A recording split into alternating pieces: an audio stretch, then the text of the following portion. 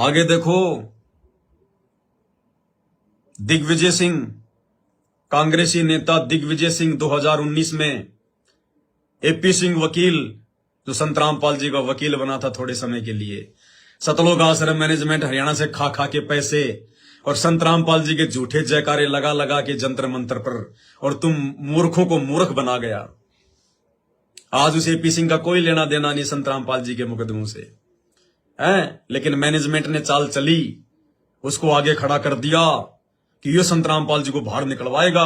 और उसकी तो आदत है 1.5 फुट की बातें फेंकना। वो तो पब्लिसिटी का भूखा है, मान बढ़ाई का भूखा है। वो तो उसको तो मोटी फीस चाहिए, फिर चाहे उससे कुछ भी बुलवा लो। दिग्विजय सिंह को लेकर, कांग्रेसी नेता को लेकर 2019 में विष्णु साहू, यही मध्य प्रदेश का स्टेट कोऑर्डिनेटर, एपी सिंह वकील और दिग्विजय सिंह एक बड़े से हॉल में संत रामपाल जी के भक्तों को इकट्ठा करके क्या प्रवचन सुना रहे हैं, सुनिए। आदरणीय एपी सिंह जी, आदरणीय विष्णुदास जी, हमारे रामपाल जी महाराज के सभी आदरणीय अनुयायी भाइयों और बहनों, सबसे पहले तो माफी चाहता हूं, देर से आया। लेकिन आप जानते हैं नेताओं के सुबह टाइम पर निकलते हैं, लेकिन धीरे धीरे धीरे धीरे विलम्ब होता चला जाता है। हर आदमी चाहता है कि माफी चलो। रामपाल जी महाराज के इतने शिष्य होंगे मुझे तो अंदाजा भी नहीं। पदाधिकारी आपके पोलिंग पे एजेंट है, ये पोलिंग एजेंट वहाँ मिलेंगे। अरे वाह भाई एपी सिंह, वाह, तूने तो बिल्कुल 100 नंबर पूरे ले लिए भाई, वाह भाई, वाह वाह वाह वाह। एपी सिंह क्या कह रहा है? ये दिग्विजय सिंह कह रहा है कि मुझे तो पता ही नहीं था कि संत रामपाल जी के इतने भगत हैं मध्य प्रदेश में, भोपाल में, क्योंकि हॉल में बहुत सारे भगत आ गए। तो दिग्विजय सिंह कह रहा है मुझे तो पता ही नहीं था संत रामपाल जी कितने भगत हैं। इतने में एपी सिंह वकील खड़ा हुआ और कह रहा कि ये तो कुछ भी नहीं है, ये तो खाली आपके पोलिंग एजेंट बनेंगे, पोलिंग एजेंट। वो बाकी भगत तो और बहुत हैं। अरे डूब के मर जाओ नालायको। अरे एक तरफ तो तुम्हारा बाप सतगुरु रामपाल जी भगवान कहता है कि बच्चों तुम्हारे नाखून के बराबर ब्रह्मा विष्णु महेश भी नहीं है, और दूसरी तरफ तुम्हारे को इन 2 कौड़ी के नेताओं का पोलिंग एजेंट बना दिया गया, और तुम खुशी खुशी बैठ के सुन रहे हो। इसलिए परमात्मा कहते हैं धिक्कार जन्म उसकी माँ का, 9 मास गर्भ त्रास दई, धिक्कार जन्म उसकी माँ का। अरे तुम्हारे से तो विदुर अच्छा था, जो मुंह पे बोलता था, चाहे किसी को अच्छा लगे चाहे बुरा लगे।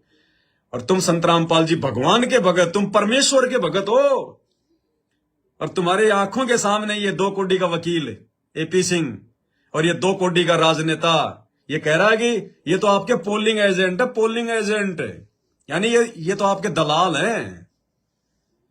डूब के मर जाओ नालायको। दोबारा सुन लो क्या कह रहा है एपी सिंह।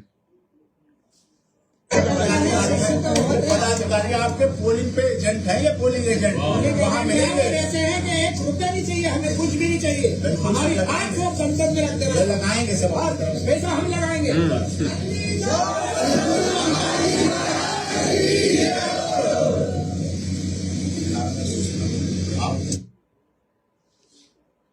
ये हाल है। हर आदमी मूर्ख बना के निकल जाता है, हर आदमी पिछवाड़े पे लात मार के निकल जाता है संत रामपाल जी के भक्तों के, हर आदमी संत रामपाल जी के भक्तों के मुंह पे थूक के चला जाता है, और ये चाटते रहते हैं। दिग्विजय सिंह का थूक है, और ये नरेंद्र मोदी का थूक है, बलगम, ये चाटते रहते नालायक। शर्म करो, शर्म। अरे संत रामपाल जी के चरणों का चरणामृत पीने वालों, इन राजनेताओं का थूक चाटना छोड़ दो। ना घर के रहोगे ना घाट के, धोबी के कुत्ते, और तुम तो बन चुके कुत्ते। अब क्या बनोगे तुम तो धोबी के कुत्ते जो है बन चुके हो भाई। अब तुम्हारा कुछ नहीं होने वाला। 18 अप्रैल 2024 निकल चुकी है, अब कुछ नहीं होगा तुम्हारा। संत रामपाल जी ने भी तुम्हारे को ढीला छोड़ दिया। परमात्मा कहते हैं जब पतंग आसमान पे होती है और जब वो कट जाती है तो डायरेक्ट जमीन पे आके नहीं गिरती, थोड़े समय वो उड़ती रहती है, लोगों को लगता उड़ रही है, अंत में वो किसी पेड़ में या किसी बिजली के खंभे में, तारों में लिपट के फटती है वो। तो 90% संगत जो इन सतलोक आश्रमों से जुड़ी हुई है वो कटी हुई पतंग है। संत रामपाल जी से उनका जो कनेक्शन है वो कट चुका है। अब रुक जाओ थोड़े दिन, ज्यादा लंबे समय नहीं है बस ये 28 लास्ट युग परिवर्तन, उससे पहले पहले तुम्हारी वो दुर्गति होगी, दुनिया देखेगी। तुमने खून के आंसू रुलाए अपने बाप को, खून के आंसू। अरे गधो, संत रामपाल जी तो कहते कि मनुष्य देवता किया और करत न लाई बार। परमात्मा तो तुम्हें मनुष्य से देवताओं के समान जो है वो बनाने जा रहा है, और तुम मनुष्य से जानवर बनते जा रहे हो। कहां बुद्धि काम कर रही है तुम्हारी?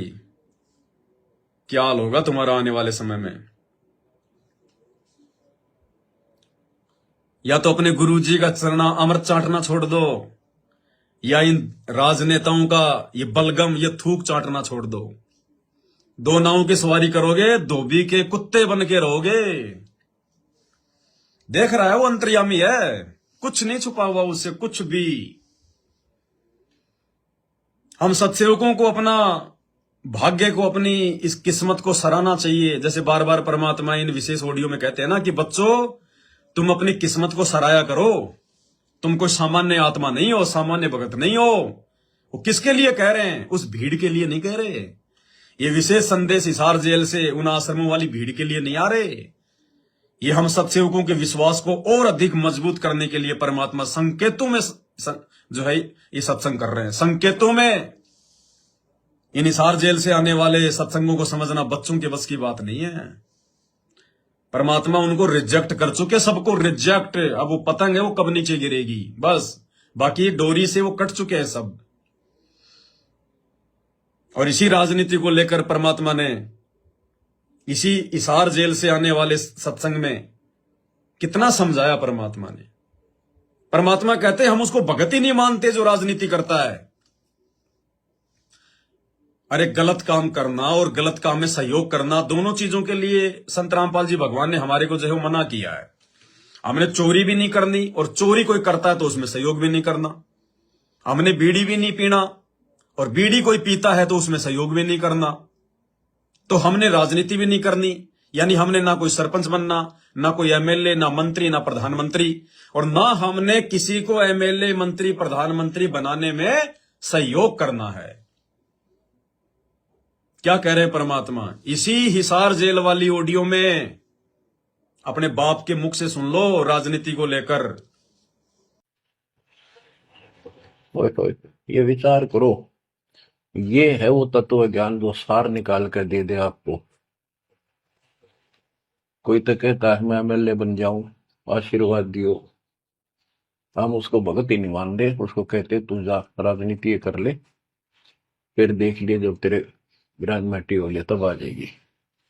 तो हमारा नियम हमारे भगवान का बताया है, जितने भी नियम आपको दिए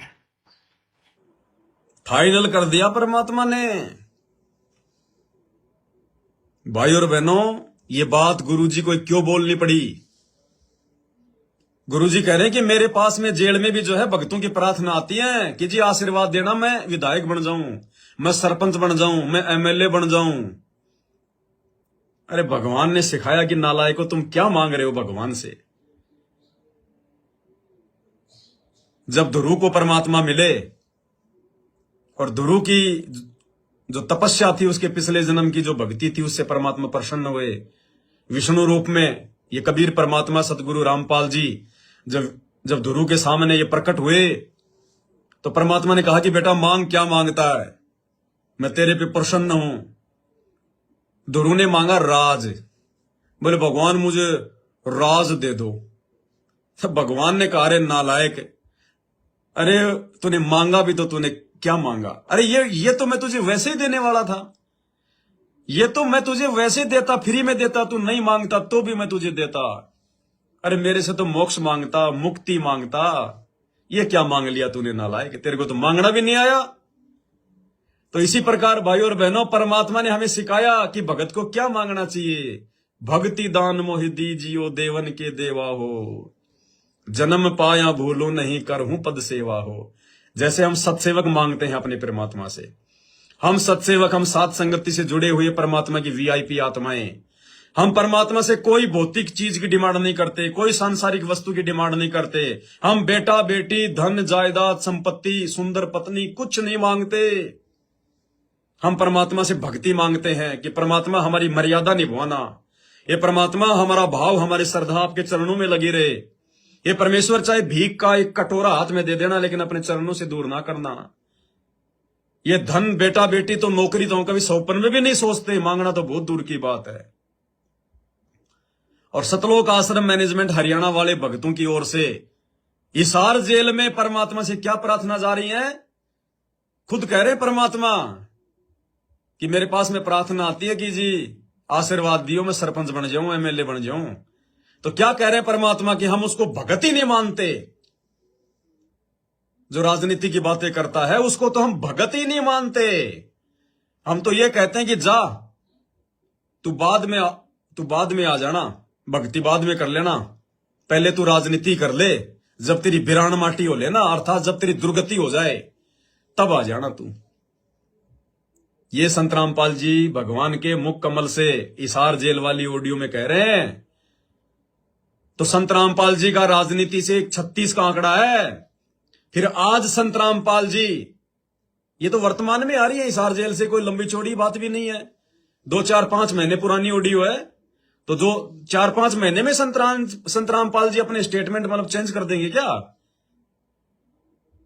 कि बच्चों जाओ गोहाना में, सोनीपत में नरेंद्र मोदी आ रहा है, उसके तलवे चाटो, राजनीति करो, जाओ जाओ। यहां तो तुम्हारा बाप क्या कह रहा है अपने इन सत्संगों में, और आज तुम्हारा बाप दोगली बात करेगा, तुम्हें नरेंद्र मोदी की रैली में जाने के लिए तुम्हारे को आदेश देगा है? ये तुम्हारे को मूर्ख बनाया जा रहा है काल के द्वारा, मूर्ख। क्या कह रहा है तुम्हारा बाप? तुम्हारे बाप संत रामपाल जी का राजनीति से 36 का आंकड़ा है। अगर उनके सामने कोई राजनीति की बात करता है तो वो कितना जो है दुखी होते हैं। ओए ये विचार करो, ये है वो तत्व ज्ञान जो सार निकाल कर दे दे आपको।